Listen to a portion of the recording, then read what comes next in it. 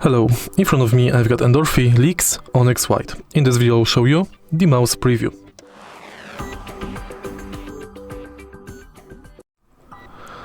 First, let's take a look at the top of the mouse. Right here we've got left-right mouse button, wheel and DPI mode switch. On the left side of the mouse we've got two programmable buttons.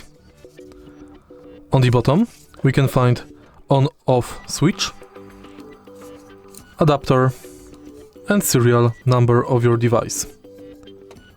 Right here you've got the model number, which is useful when you're trying to download software update of your mice. Also, in the original box we can find this envelope.